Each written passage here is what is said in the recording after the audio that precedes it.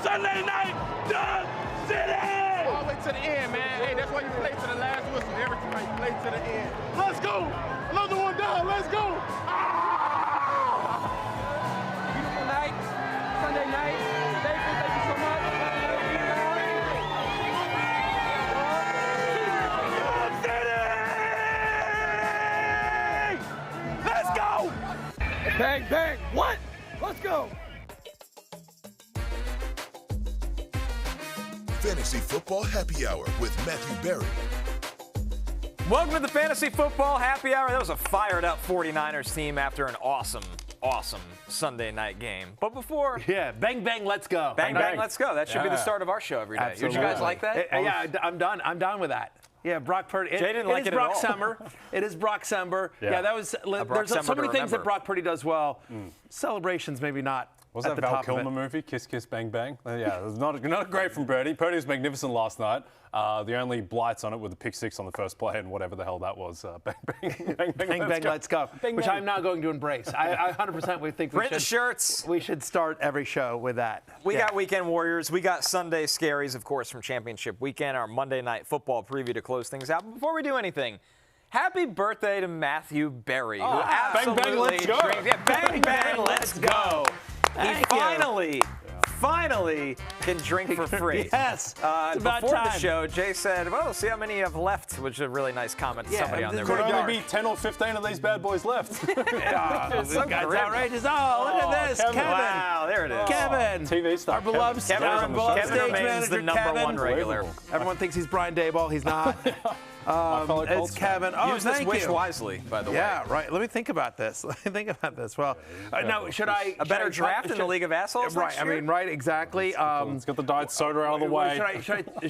Like what I need tonight in Monday Night Football for a Monday Night Miracle? Yeah, all the health to your children, either way. Yeah, well, there's that too.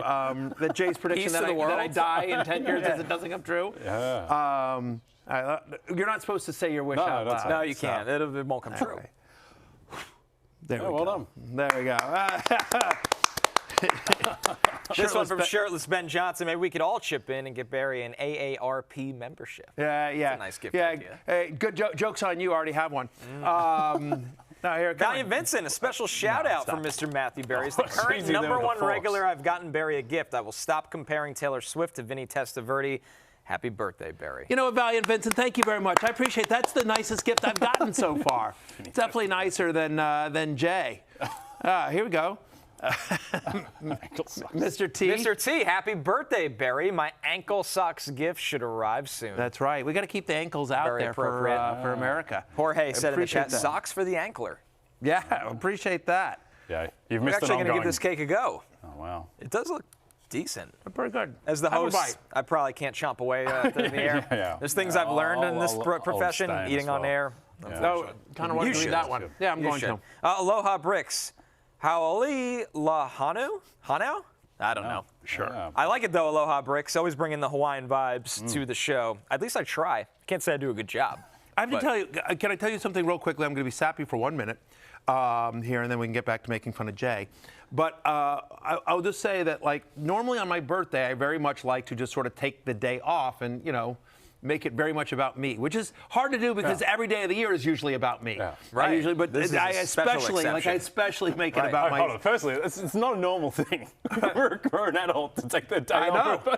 I understand. My 7-year-old daughter goes to school on her birthday. I wasn't allowed to do that as a kid. Yeah. That was, you just get up, go to school, you get up and go to work. I was, and maybe that's why I didn't turn out for it. Well, I don't mean to go into a whole dive try about my birthday, I'll go into it in a second. But all I'm going to say is, like, normally I do. I try to, like, take the day to spend it with family and friends or whatever it is I'm going to do on my birthday. But I actually, when I know the schedule and I was just looking at it, I said, one of the things I want to do on my birthday that I enjoy, that I truly love and enjoy, is coming here and doing the show with you guys, with producer Damien, producer Steven, Adam, Pete, the entire behind-the-scenes crew, even Medium Show. Kevin with the cake. Kevin with a cake. Kevin's the absolute best. Our wardrobe and makeup team is awesome, and all of the regulars, who I truly love. The regulars is kind of, we've talked about this, has been the best year because we've really got to interact with the regulars in a way that I never have before. So it is truly a special birthday.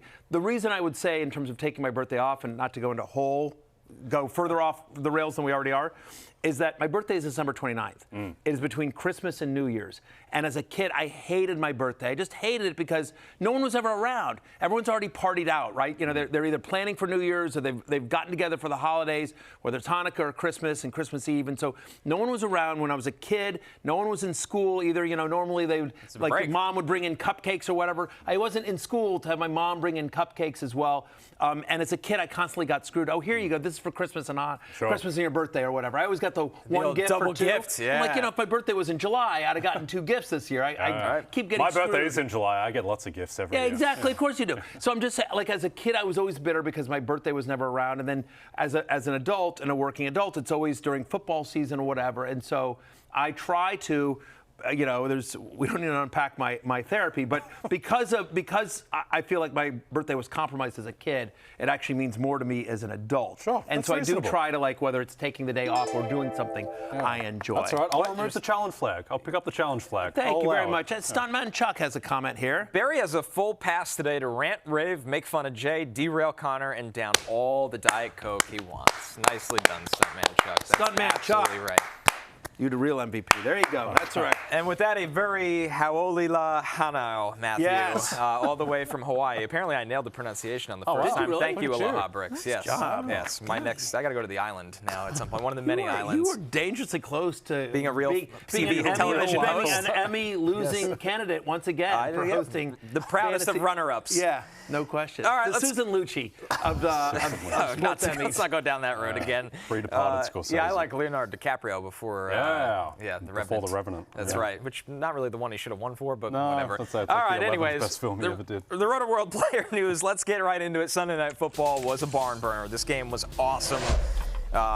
It came down to the final play. Tons of offense, tons of fantasy production. Brock Purdy with almost 37 fantasy points. Christian McCaffrey doing Christian McCaffrey things. Luther Burden, Caleb Williams, DeAndre Swift, Colston, Loveland, all very good in this one. But this was about Brock Purdy, and Kyle Shanahan made that known after the game. Yeah, bang, bang, let's go. I thought Brock had a hell of a game. Again, Brock's been playing his ass off, made some huge plays in this game, kept some drives alive with his legs, made some off-schedule plays, and was an assassin out there throughout the whole day. Brock moved the chains with his legs a few times, and then he bought time a number of times to get some big plays down the field, one getting that touchdown to Juice. Having quarterbacks who can do some things off schedule is a huge part of our success. Kyle Shanahan with some big praise for Brock Purdy, who, no surprise, going into Monday Night Football, QB1. He's been unbelievable through the fantasy playoffs. Through weeks 15 through 17, he's had at least 25 points in all 3 games. He's averaging over 31 fantasy points per game. Connor, he's had 8 starts this year, 20 touchdown passes. He actually leads the NFL with an almost 8% touchdown rate. And that's the thing that was so fast. I mean, we've talked about this and just how locked in on this offense he is. And, you know, I think I said a couple of weeks ago that, you know, in the right matchup, Brock Purdy is he's a borderline QB1, but in the right matchup, he is, you know, a top 5, potentially top QB. This was clearly the right matchup here. But I think we need to rethink, again, let's see, you know, assuming those guys are back, right? He is definitely the benefit of a great system and the players around him, Connor. But I thought that he meant, we've talked about this a lot, his legs. Like, he was not a guy that was thought of as a big runner, but he is much more mobile than he gets credit for. He is, because obviously this offense sets you up to thrive in structure, but now he's bringing an element to it that honestly when they drafted Trey Lance, they were like, we have a structure of an offense, let's get a guy that can create outside of it.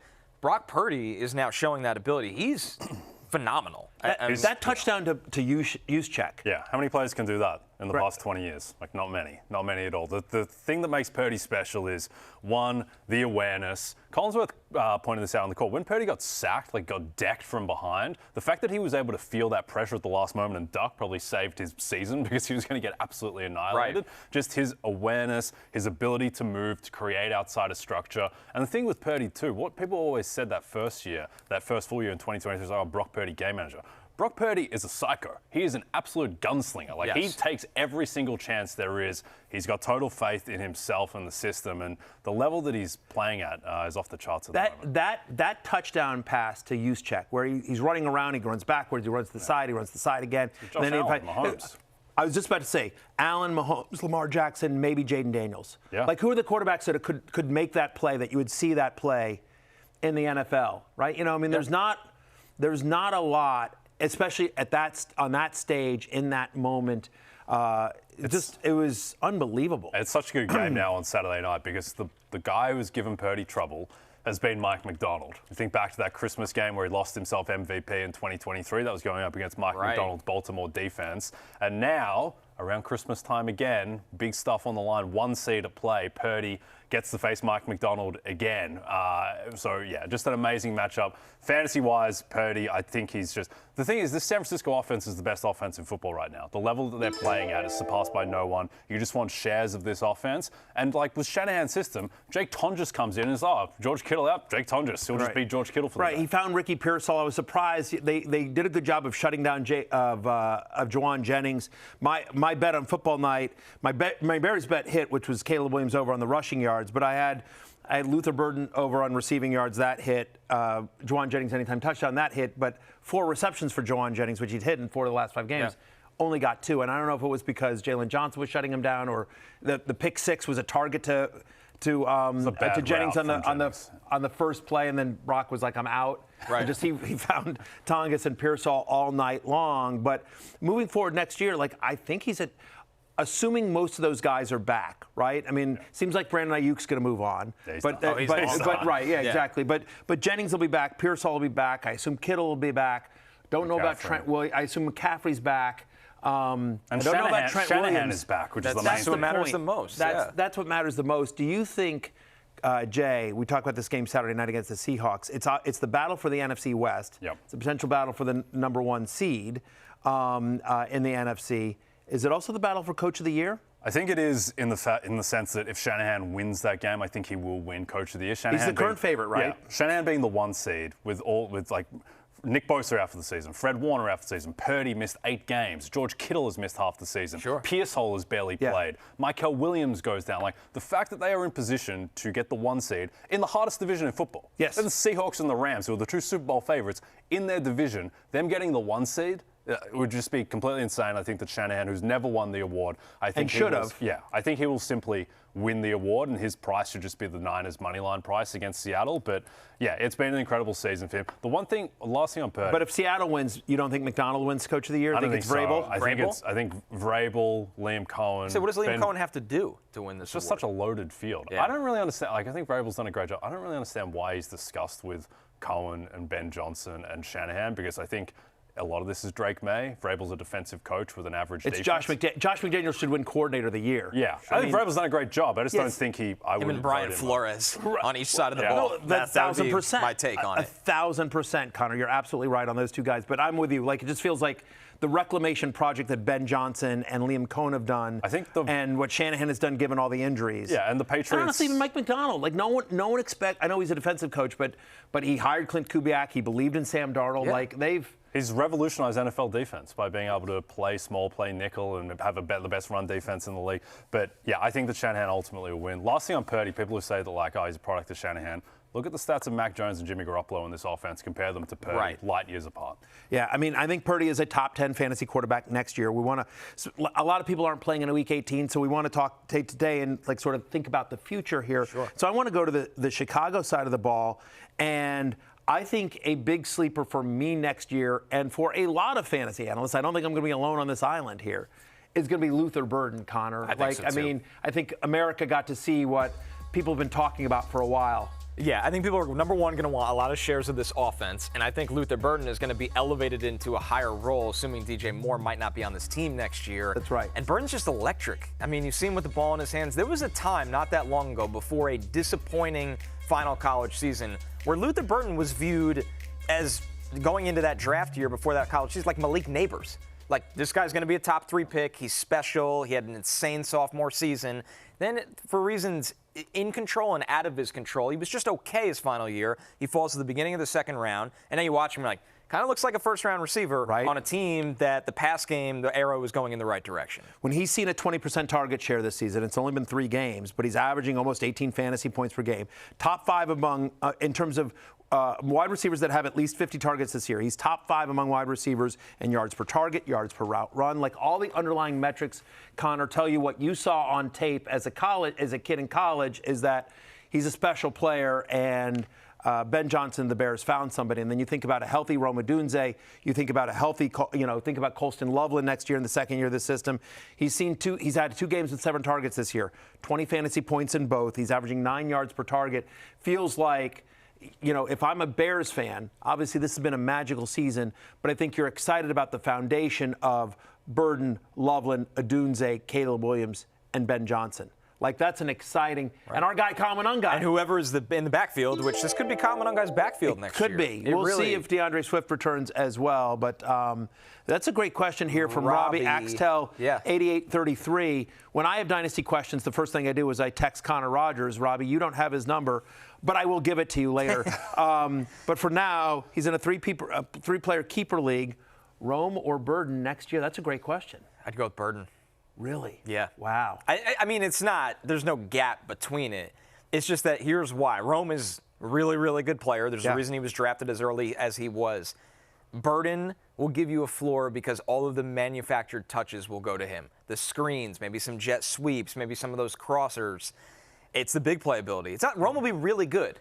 But if I guarantee we get to August, I think people will be drafting Burden before Odunze. Was he drafted by Ben Johnson with the same thought process around drafting Jameson Williams in the Detroit offense? It's almost like a hybrid of him and Amon-Ra. Right. Where it's like I could play him in the slot and give him the short area stuff, but then I could do the vertical stuff that J-Mo gets. Not saying Burden's going to be better than either of those players, but it's just an offense you want a lot of shares in. And once again, like Burden is he's electric, man. You see how much differently he moves out there, and there's a floor with guys like that in fantasy, especially PPR. The other thing I'll say about this game last night, Jay, and then we can move on, is that, for all the talk about Brock Purdy and how brilliant he was in the San Francisco 49ers and all that, I thought Caleb Williams was amazing last night, right? I thought, and Connor, I felt like he did all the stuff that, all the criticisms of Caleb Williams he didn't see. Like, he played within structure. Like, he threw on timing. Like, he was like, I thought he was brilliant last night. I don't think that loss is on him at all. No, not at all. The final drive was so cinematic because it was slow burn as well. It wasn't like a 50-yard completion or anything. And Caleb, and he was cruelled by a couple drops on that final drive that weren't his fault at all. But yeah, and look, Collinsworth called out that he makes some strange throws, right? He does miss guys. He puts too much heat on it, overthrows them sometimes. But he's a second-year player. He's going to get that out of his system. And just the physical traits that he has, the ability to throw, the frozen rope that he threw on the free play. As was mentioned on the broadcast, he got like 10 yards off the ground and went like 45 yards in the air. Like, it's insanity. And his speed, the superpower of Caleb that he's really unveiled this year is just, you cannot sack this guy. He's too fast, he's too strong, and he's got too much awareness. To hold the ball as long as he does and have as low a sack rate as he does is incredible. He makes some throws where you're just like, across his body, like 40 yards, just like Josh Allen type throws. That's what you're it just is. Like, you're just like, you're like, okay, that's why the guy was the no-brainer #1 pick 2 years ago. Imagine when he starts hitting some of the layups that he's been missing, and you're going to be like, this is what an MVP caliber player can look like at times. I mean, keep in mind, again, this is a guy that missed Rome Odunze. Olamide Zaccheaus was a late-round scratch as well. Burden has missed a lot of time as well. This was his first game back after missing a couple games. Like, guys have been in and out of the lineup. He hasn't had a chance to new offense, and he hasn't had a chance to have the same guys there week in, week out. So, Caleb is brilliant. You are going to wait on quarterback next year. I'm just because it's just it's too open. So deep in terms of guys that are superstars. Our next game, Bills-Eagles. Eagles offense, nothing in the second half. They had 1 first down in the second half. 0 completions for Jalen Hurts in the second half. No second half completions. Because of the end of the game, Josh Allen gets it done in fantasy, but it was really scary for a while, especially coming off last week. This is probably more of an NFL conversation but it just feels like Josh Allen is out there by himself. The receiver, Brandon Cooks had 6 targets in this game. What are we doing? Half the people Brandon watching, Cooks had a Mossa guy. Yeah. It's like a David Tyree catch. Yeah, he's just out. I think that if the Bills do not get to the Super Bowl, it is a failure of the front office. I don't know what more Josh Allen can do out there. The other concern now is that Allen, this foot seems like a real thing. It's like limping after the game. I think that I would imagine that part of the calculus of going for 2 is that you don't want Josh Allen playing another quarter in a game that was meaningful, but ultimately the Bills' fate is going to be decided in January, not in this game where the division was a long shot anyway. They're going to have to play the hottest team in football likely in round 1 in the Jags. That's the most likely matchup, 3-6 Jags-Bills. But yeah, football-wise, fantasy-wise, I don't really know what there is to say. Josh Allen, you still fire him up every week. This is the beauty of Josh Allen. He had like a bad game yesterday. 23 fantasy points because of the touchdown equity. 38% of his fantasy points this year have come from rushing. That's the highest rate since 2018. But again, just sort of underscores the fact that he's out there by himself. But my way too early top 50 rankings are being released later today on Rotoworld. My top 50 rankings for next year. My way too early top 50 rankings. And I do have Josh Allen as my number 1 quarterback next year. By the way, if you have when you see my rankings, if you have a question, tweet them at me or just tweet them and use the hashtag FFHappyHour or post them in the chat, because one of the days this week we will do an FAQ questions kind of segment about why don't you have this guy ranked here? Why is this guy ranked so low? Why is he ranked higher? We'll go through all the rankings as well. But my way too early top 50 on Rotoworld.com very soon, within the next couple of hours as well. How about this question, Matthew? Yes, sir. Shirtless Ben Johnson asked, does Hurts still crack the top 5? I think he means a quarterback this year. At quarterback this year? Boy, that's a great question. I think he's borderline, right? Because you just sort of think about, right? You've got assuming Mahomes, you've got. Let's just do it Allen, for next year then. Right, but you've got Allen, Maye. you've got Lamar, you've got Drake Maye. That's my top 3 is Allen, Maye, Lamar. Yep. How do you rank a healthy Jayden Daniels? I'd rank Jayden Daniels above Jaylen Hurts. I would Jayden Daniels ahead of him. A healthy Mahomes, again, that depends, but like that's borderline. Yeah. Joe Burrow's there as well. Purdy? Purdy's. Right, but it's a conversation. He might not be drafted as a top 8 quarterback. I think he still will be, but again, does A.J. Brown move on? I think there's a chance of that. Yeah. Right. Yeah. So he needs to start running the ball again, Jalen Hurts. I just don't. There's no design. Yeah, it's a very strange offense. I don't know if the desire is there all the time either. It's like a little more hesitant than we're accustomed. I famously predicted that Matthew Stafford's retiring, but if he does not, Matthew Stafford comes back. So we'll see there. The Traveler's been incredible. The Traveler's been incredible. I don't think I'm ranking him or Herbert ahead of Hurts is probably if he is a top 5 quarterback, it's at number 5. And so it sort of depends on what happens in the offseason there. But certainly his fantasy value is down than where it was at the beginning of the year. 3rd straight game with under 200 passing yards. It's his 9th different game this season where he threw for under 200 passing yards. And it's fifth game with under 15 fantasy points. He only had 2 of those last year. I think the difference is because he's never been a huge volume passer, but it's the lack of the rushing. Yep. It's the lack of the tush pushes, which hasn't been nearly. They haven't done it as much this year, and when they have done it, it hasn't been as effective, Connor. Right, that's the problem. You need that. Yes. So once that cuts down the rate, you're like, oh boy. By the way, Jay, you've created this obsession in the chat with them all saying voluminous. Voluminous. I see it about every 4. It's like aluminium. In the chat comes from Illuminous. This one from the SEC man 01. Hurts stats were not voluminous. That's correct. They were not voluminous. Anti-voluminous. Yeah, lacking in volume. I'll tell you, one of the players that's going to be really, really tough to rank next year is Saquon Barkley, who, again, we thought. I'll tell you a quick story here. When I did the Tonight Show in August, one of the questions they wanted me to say is what's a player that is being drafted too high? And I wanted to say Saquon Barkley, who did make my hate list. And I'm just like, man, do I really want to go on the freaking Tonight Show, which is a general audience, is a very general entertainment audience. Yeah. It's 50-50 men and women. It's not a fantasy football audience like this show that would understand the nuance.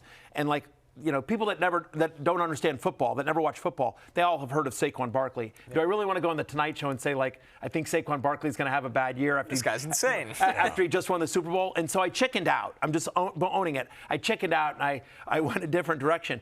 By the way, I said James Cook. I know. I wasn't going to say it. Yeah, it's my birthday. But no, but I'm going to own it. It's there. The issue is with that is that if you're proven right on Saquon, no one's going to remember going back. No, like, Matthew Berry was right. You're just going to like laugh at James Cook. The thing people remember from that was the George Carlin story. Everyone loved the George Carlin story as well. But I'm just like, I wish I'd had the guts, honestly, to stick to my guns on Saquon on the Tonight Show. I mean, I did turn out right that he's had a disappointing year. I don't think through a fault of his own, but just the. I don't think he doesn't have the same burst. No, you wonder if last year just took a toll on him. Obviously, there's also schematic things this year where they're not opening up the same lanes. But I agree. Open field, he doesn't have the same. Last year, it was like every time he got beyond the line of scrimmage, everybody's like, oh, here we go. Like, what's going to happen now? Yeah. No, but the argument against him last year, I was lower on him last year. The argument against him last year is, look, the Eagles don't throw to the running backs in this offense. And when they get in close, Hurts is going to steal with a tush push. And both those things proved out true. The challenge is that he broke off these 60-yard runs. Right. And that's the difference. That's all proven out again this year. They don't really throw him in the passing game, and he does get vultured somewhat at the goal line. The issue is he just hasn't broken off the big 60-yard chunk plays the way that James Cook has this year, the way that we've seen Bijan some this year, the way that we've seen Jahmyr Gibbs do this year. There's regression, and then there's what happened to Saquon Barkley this year, where it's like non-existent. Yeah. If he had less 20-plus explosive yard runs, you'd be like, well, you knew that drafting him because that's not repeatable. Yeah. But this version. Just the play-by-play success isn't there. Exactly. Yeah. All right, guys. How about Arizona-Cincinnati? The Bengals. But I think he's a low-end RB2 next year. Just to wrap that up. Don't you think? It's still Saquon Barkley on a good team. Yeah, but he's not a top 10 running back. With what he did this year, I'm saying. And the other guys taking a step. Including Chase Brown, who's had a great second half of the season. Almost 30 fantasy points. Jamar Chase and Joe Burrow went off in this game. And on the Arizona side, Matthew, it's just always Trey McBride who had the most receptions for a tight end in NFL single-season history. Yeah, I think those are the two conversations. Like, where do we rank, sort of some of the Bengals, specifically Chase Brown for next year? But let's talk about Trey McBride. The question to me, is Trey McBride a first-round draft pick next year? The argument and I think so most receptions by a tight end in a single season. He sets the NFL record. Shout out to Trey McBride, friend of the show, Trey McBride. Follows me on Instagram, Trey McBride. I might slide into his DMs and congratulate him. You have some nice things to say. Yes, I do. Don't say anything else when you slide into his DM. Say congratulations. I'll just say congratulations. See you at Radio Row. Yeah, which by the way, if you're Trey McBride, like, you're looking through your DMs, like, oh, I bet you I got some good stuff. Oh, here's Barry. Like, what a disappointing DM is to get something, from this fantasy nerd. Like, hey, congrats on the season. Great. Yeah. Anyway. But he had 302 fantasy points this season. The next closest tight end was Kyle Pitts. Still has one game to play, but Kyle Pitts, which is, by the way, also crazy. That's probably even more surprising than Trey McBride finishing as the number one fantasy tight end is much less surprising than Kyle Pitts finishing as number 2. But he's more than 100. Kyle Pitts still has tonight to play, and we'll see what happens. But I highly don't think that Kyle Pitts is going to score 100 fantasy points tonight. He won't. He won't. Right. And so he had like 42 in one game this year. He did. 1,000%. Which is still it's insanity. Jarring. All right. But the argument for the years in which Travis Kelce was a first-round draft pick, meaning, in the first 10, 12 picks of your draft, was that it wasn't so much that he was great at tight end. It was that he was so much better at every other position. He just gave you a weekly advantage because there was just such a massive gap. And so the question is like, he did this year, McBride, by over 100 points better than the next guy. He gave you a weekly advantage every single week.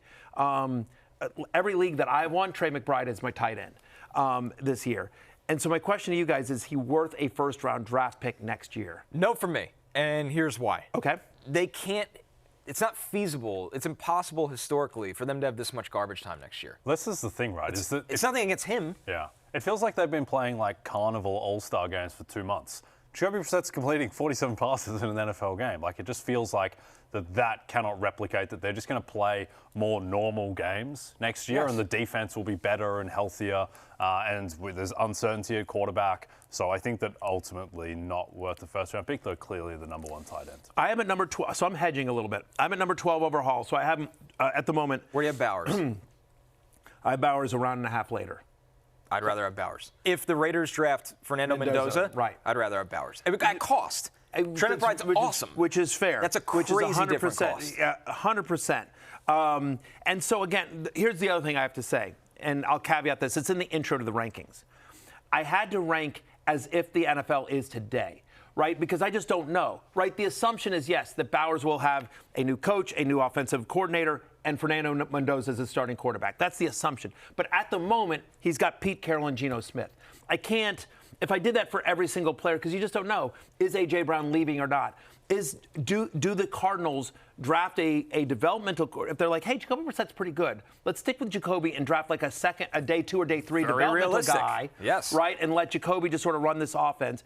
Is Marvin Harrison Jr. still in this team next year? Like, again, is Jonathan Gannon and Drew Petzig still coaching the team and running the offense on the, you know what I mean? Like, or do the Cardinals try to trade up? Do they draft Ty Simpson? Do they, like, Right. you know what I mean? Like, Do they hire Clint Kubiak? Right. There's just so many variables right now that are out of your control. So I agree with you that that's probably where it's going to wind up, that he's probably going to be like a mid-second rounder, because we feel like, right, they'll improve the defense a little bit. They won't get into these crazy game scripts. There's a chance that he won't. But at the moment, you know, Jacoby Brissett understands the assignment. The other thing that's going to be really tough to do, and I think it's truly dependent on both the coaching staff and what happens with Marvin Harrison Jr., but what to do with Michael Wilson next year, who, in a small sample size, proved he could be a number 1 wide receiver in the NFL. But when MHJ is out there and McBride, he's just not earning targets at the same rate. Yeah. What do you think of Marvin Harrison Jr. now, Connor? I mean, I still like him a lot, but it just feels like now he's more in the way of Michael Wilson rather than like being Which is this. a crazy thing. I know, to but say. Imagine you told that to yourself. where you don't have an alpha wide receiver out of either of them Yeah. when they're both healthy in an effective offense, and you were hoping that Marv was going to be that guy. Yeah. It's just a weird situation. It's been very hard to evaluate Marv because he gets going and then he gets hurt. Very strange. Yeah. Like he gets away from Kyler, and we're like, oh, this is the version we wanted, and then he's hurt. Yep. And then Michael Wilson goes nuclear. For whatever reason, it just feels like he needs a fresh start, Yes, which is like insane. something's not. I wonder, where is the fresh start for fresh start trade in that scenario? Like, is I it think he him? just Is needs it to- him for Brian Thomas Jr. I and was a just pick? about to say that. That's oh my the God, only one I can think was of. just about to say that. Yes. Marvin Harrison Jr. for Brian Thomas Jr. Who says no?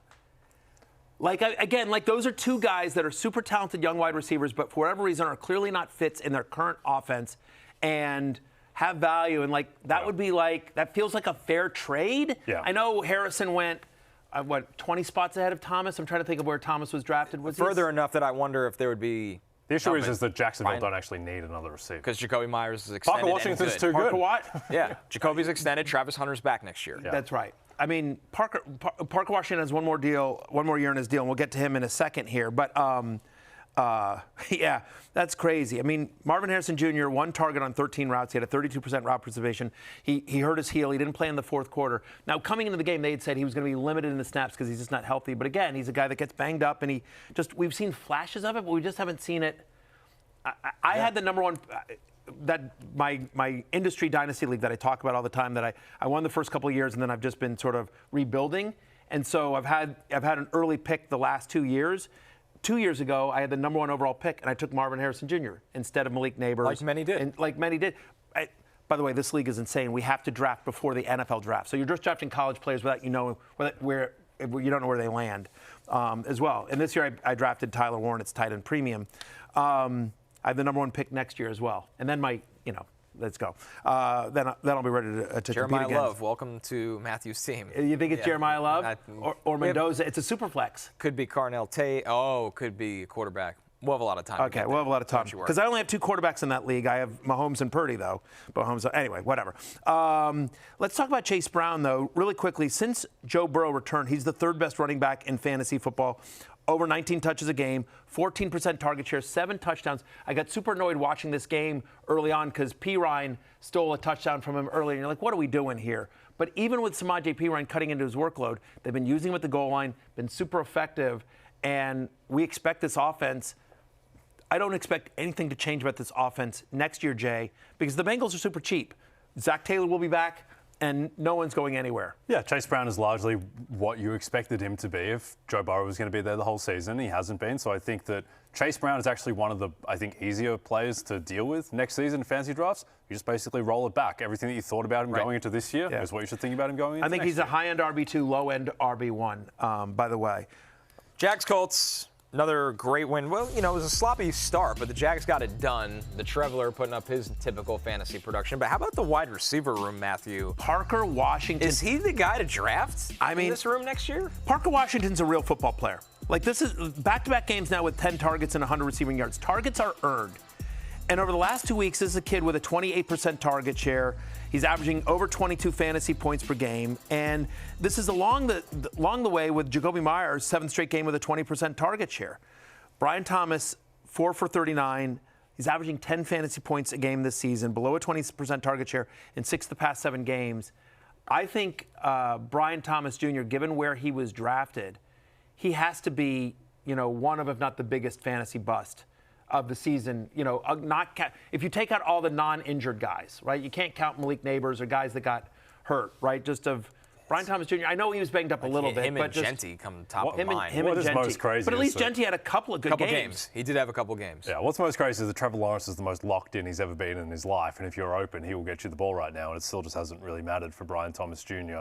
Lawrence in this game, he had the pick and he had one other throw of madness that should have been picked, but outside of that, he's on a different level now, Connor. Like, his confidence running the ball. That's the difference. That's the really key. Elevated him. 9 rushing touchdowns this year. Season, only Josh Allen has more among quarterbacks. Yeah. And some of those, Connor, if you watch the games, that's not just all crazy. They're designed runs. And the defense always looks surprised. Yeah. They're like, wait, he kept the ball, he's running, and he just walks right in. He's also gotten so good. One of the touchdowns yesterday where he's so good at pump faking to create him the extra half second and the leverage of the defender's position to get into the end zone. Josh Allen is amazing at that too. But yeah, Lawrence at the moment is just on a different level, and it's bizarre that Brian Thomas can't take advantage. Yeah, but I mean, and there was times where Brian Thomas had a couple of drops. That's a weird one. It feels like Brian Thomas has had drop issues. Yeah, focus issues. Jay Woogie said Jefferson was the worst pick of the year in my opinion. Maybe because of the cost. That's fair. Yeah. I mean, you used a top 5 pick on Justin Jefferson, and this is what you got. Yeah. Jefferson, BTJ, Ashton Genty will be among the nominees for the Peacockies coming up, I believe, next week. For worst fantasy pick or biggest bust. There's no question about that. But where you draft Trevor Lawrence as a quarterback next year, it's going to be really interesting. But I am more a believer than not for these reasons. One is, the rushing's not crazy. I know he hasn't done it a lot in his pro career, but, if you go to Clemson and you look at his tape from Clemson, Connor, he was able to run. He was absolutely able to run. And, Liam Cohen obviously is not going anywhere. He's finally sort of figured out this offense. And so it feels like with Parker Washington, Jacoby Myers, whatever happens with Brian Thomas Jr., but Brenton Strange is a nice little player, and they'll get Travis Hunter back, and just feels like Trevor Lawrence once again will be a sleeper for me and kind of a steal in fantasy drafts, because no one's going to draft him inside the top 8, but he's absolutely got that potential. Sure. Patriots-Jets, oh boy, this was a game as Drake Maye had over 32 fantasy points. Ramondre Stevenson, very effective through the air in this game. Stephon Diggs, I believe, had some incentives and got his in this one. And Breece Hall, who, if you had Breece Hall, you probably weren't playing in the fantasy championship, has a good game because he had the long 50-plus yard touchdown run. But, man, the first half of this was comical. Drake Maye didn't even have to finish this game. No, he was unbelievable. Just throwing ropes, just easy. It was just wide open, all day to throw, and everybody was wide open.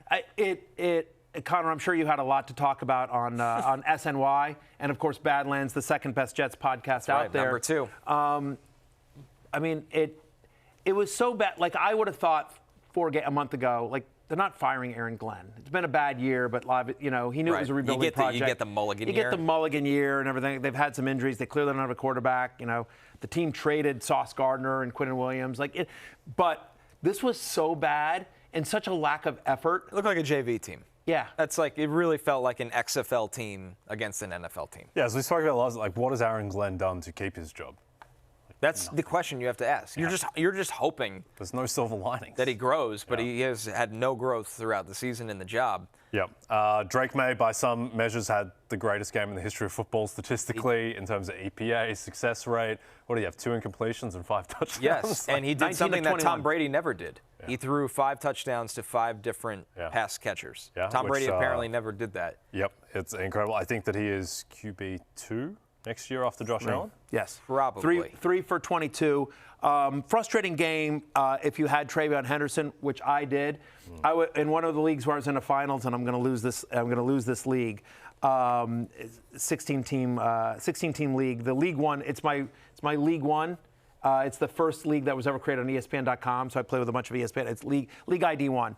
So I'm the defending champ. 16-team league. I was the number 1 seed in this and then Derrick Henry, and then I got Derrick Henry, and so I needed upside, and so 16-team league. I had Chase Brown and Drake Maye, so I thought I actually made a run of it, but then the guy had the Giants defense, 22 points.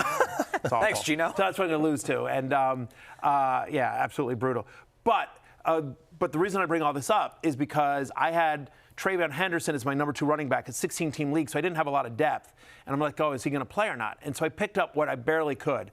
I was like, okay, Devin Singletary was out there and Audric Estime. And so I had both those guys on my bench. Like if Trayvon Henderson was ruled out, I was going to play one of them. Right. And Trayvon Henderson luckily was active. I'm like, okay, here we go with Trayvon Henderson. Estime and Singletary both doubled up Trayvon Henderson. Still wouldn't have mattered. The guy just had like every single player that went off as well. He had I forget who else he had, but yeah, it was Derrick Henry, and he has Stafford tonight. He has Stafford tonight, and he had whatever. Anyway, so Trayvon Henderson, very disappointing game, but I think if you look at the underlying numbers, I mean, like great usage. I mean, Ramondre Stevenson weirdly got the long touchdown catch, right? But only 8 carries here. It feels like going into next year, it's going to be Trayvon Henderson over Ramondre Stevenson, and not particularly close. Yeah, I never trust the old school coach like Vrabel, and that's but logic would agree with you. He's not going to be an every down back. No, it's just they're an old school staff. I think it'll be Gibbs Montgomery. That was just about to say that's a great comp. There you go. Yep. And the offense could be good enough that's fine. Yep. We'll talk plenty about Breece Hall, who's a pending free agent, and where his dream landing spots are. It's probably a longer combo for another day. I think there's a good chance the Jets franchise tag him, which I know I don't think he would enjoy. Sure. But like I said, it's a long combo. Is there for anyone else the Jets could potentially franchise tag? Elijah Vera Tucker. Okay. So right. That's they have all the money in the world, so they should tag someone. They should, and honestly, I feel like the offensive line is a bigger need than the running back. Yes. We'll desperately as well. Back. Here was a game that was a lot of fun. There's the aforementioned Audric Estime, the poster child of NFL Stock Exchange, 16.8 fantasy points. But how about Chris Olave? I am at wide receiver 12 going into next year as well. Like, none of this the two things that were surprising about Chris Olave, like the talent has always been there. And we thought the usage would be there. The question was, can he stay healthy and can they get him the ball?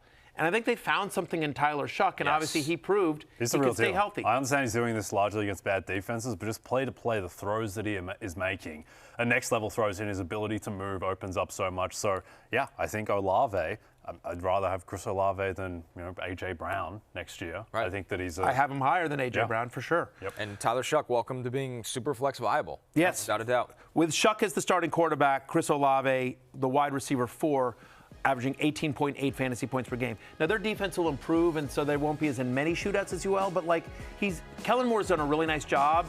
Looks like they've found something in Tyler Shuck. I agree with you, top 20 quarterback next year. And they figured out a way to get Chris Olave the ball. All those things are in play for next year. By the way, over the last 4 weeks, Tony Pollard, a top 12 fantasy running back. Just wrapping up that game. All right. Unbelievable. We're taking our first break. When we're back, we got more for you. Weekend Warriors and Sunday Scaries from Week 17 right after this.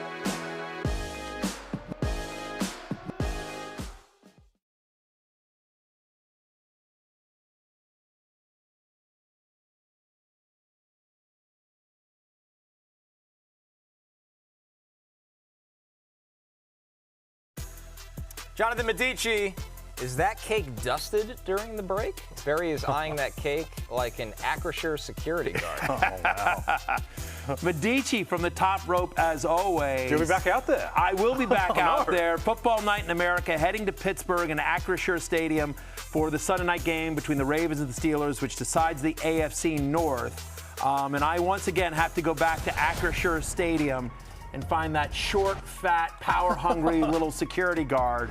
That's gonna, wow. We should have like a camera following you the whole mall time. Cop me. The What? tyrant. Stick a flashlight in your face. Yeah. Look at guns. it's unbelievable. Malik Willis off the waiver wire to be a top 4 fantasy performer. Zach Charbonnet, we didn't even get to. Unbelievable kind of some of the fantasy performances there. Parker Washington with a huge game. It's a crazy week. Welcome to championship weekend. Right? If producer Steven had any respect, though, he would get rid of all of these names, and this segment would be one name, and it would be Derrick Henry. That's right. Who completely defined championship 36 weekends. carries to make up for previous faults. Yeah. Yeah. Unbelievable. I needed this in the beginning of the season, otherwise I wouldn't have started 0-7. I did ride Derrick Henry to a 74-point lead over Connor in the 7th place game that everyone's. Third time's the charm. All I know is that's how anyway. So How do you beat someone in a bracket and then you play them again? Unless Kyron Williams and Blake Corum for you outscore my Matthew Stafford by 74 points tonight. And what's crazy is I had Malik Willis and Jaxson Dart. Yeah. Who But both were great. I had Drake Maye and I had Derrick Henry. Your players and so all woke up at the right time. They really did. 7th place is mine, baby. It's mine. There you go. I'd rather be 7th and 8th, like you, Connor. I don't understand how I beat you multiple times and play you again. I don't understand. It's the magic of that. I don't care. But I would have won the birthday. championship. I defeated both. Much bigger scores than Rotopat or 10th points. the chubby leather daddies here. But 7th career game for 200 rushing yards with Derrick Henry, most in NFL history. 36 touches. They finally gave him the damn ball. Like, again, they finally used the Josie principle. Get the ball to your best player as well. King Henry is another guy that every year we say, like, well, he was probably done last year. And yet, I mean, I still have him as a top 20 running back It's next year. so funny. It's going to be hilarious when Lamar Jackson makes the Super Bowl this year. This is the year. After this massive odyssey, this is the year where he makes it. But they are 3-point favorites on Sunday Night Football against the Steelers. Our game last week, Saturday night, Green Bay, Malik Willis was magnificent, as was Christian Watson, who I understand a lot of people would have benched given the quarterback situation. But Christian Watson, the clear alpha went into the wide game receiver banged one. up a little bit. Yeah, but clear wide receiver one for that team. And Malik Willis I think he's going to start somewhere next year. Malik Willis will be drafted as a top 15 quarterback in fantasy next year. Yeah. Because he will be starting for Dolphins, Arizona, name your team, and he runs. Yep. So he will be a top. My bold take might be he's drafted as a top 12 quarterback next year. I 100% agree, and I'm very bitter that he was apparently a free agent in one of my dynasty leagues that I didn't realize, and someone just grabbed him for free. And I'm like, I don't understand how everyone else was asleep at the wheel. But in 3 starts with the Green Bay over the last 2 seasons, over 23 fantasy points per game, I completely agree with that take. I don't think that's a bold take. I think he's going to be unbelievable. 3rd straight game with 20 or more fantasy points for Christian Watson, has at least a 20% target share in 5 of the last 7.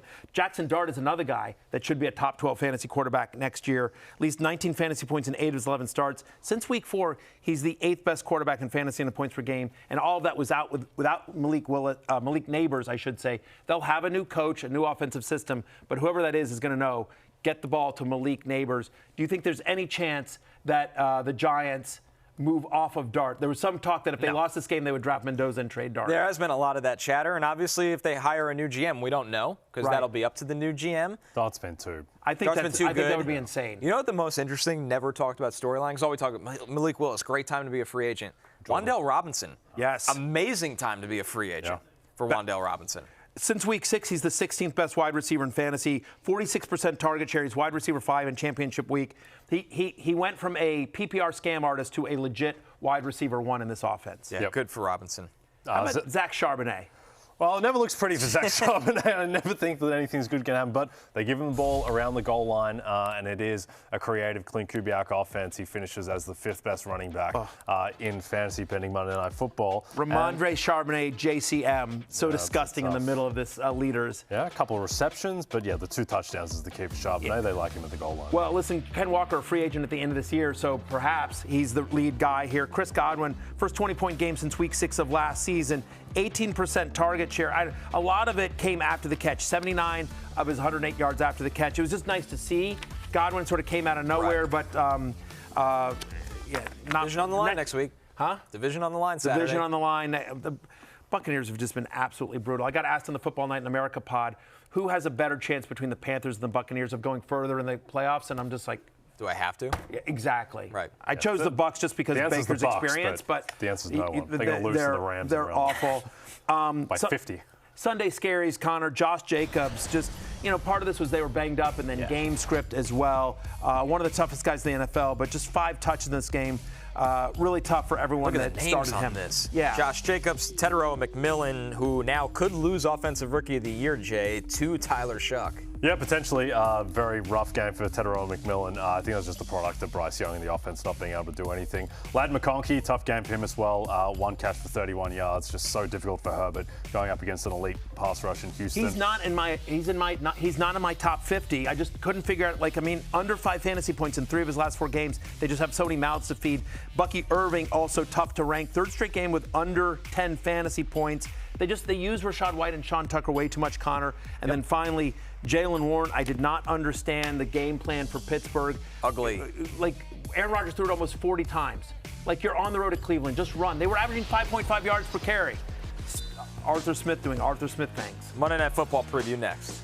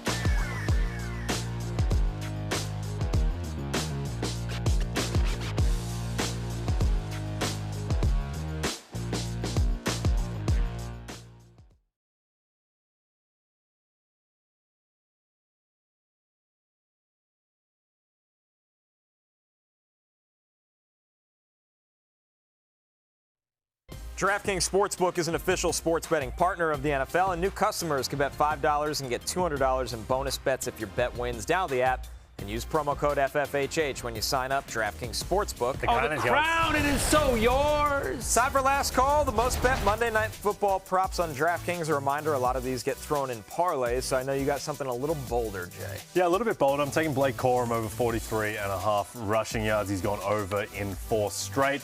Rams 7, pushing towards 7.5-point favorites. They should be in a run script against a suspect Falcons run defense. What about you, Matthew? Yeah, you and I are thinking the same way, Jay. I'm taking Blake Corum over 9.5 rushing attempts. To your point, they are heavy favorites here. He's hit this number in 3 straight, 6 of the last 9, and on the road at Atlanta, I do think Corum gets a decent workload as they want to make sure Kyren is healthy for the playoffs. We all like the script for the Rams. They are 7-point favorites. I think they cover it. And the Rams on the road, their average margin of victory, even better. Over 11 points is their average margin of victory on the road. The Falcons, I mean, maybe some life left in them. I just think Sean McVay knows Raheem's defense so well, obviously. And one last factor in this, if you're rooting for the Rams to cover, the Patriots used yesterday as a stat padding opportunity for Drake Maye. Great idea. Why not? Sure. The Rams will do the same tonight if they can for Matthew Stafford to make sure for the first time in his NFL career he wins MVP. Yeah, no question. By the way, obviously, Matthew Stafford back home in Georgia where he played his college ball as well. So it should be a great game tonight as well. Drake London's going to play.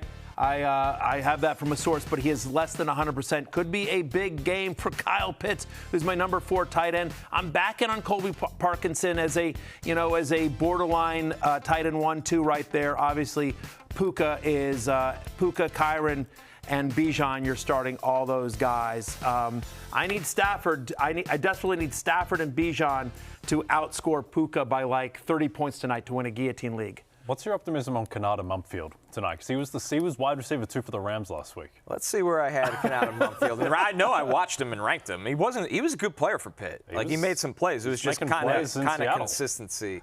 Kanata Mumpfield, I had a 7th round grade on. There you go. All right. That's drafted. Yeah. Well, that's right. I mean, listen, Puka was a 5th rounder. People forget they find these guys. Sean McVay does. Cooper Kupp was like a 3rd rounder, I think. Yeah, once again, not thought of to become what Cooper Kupp became. To become the best wide receiver in football. Which By the way, one question question here from Buff Gamer: are you guys live tomorrow? Yeah, of course we're live. Of course we're live tomorrow. We're always live. I mean, we'll see. Even on your birthday. On my birthday. Happy birthday, Matthew. Thank you very much. It's closing time. You don't have to go home, but you can't stay here. Have a drink for me tonight. For Jay and Connor and Matthew, peace out.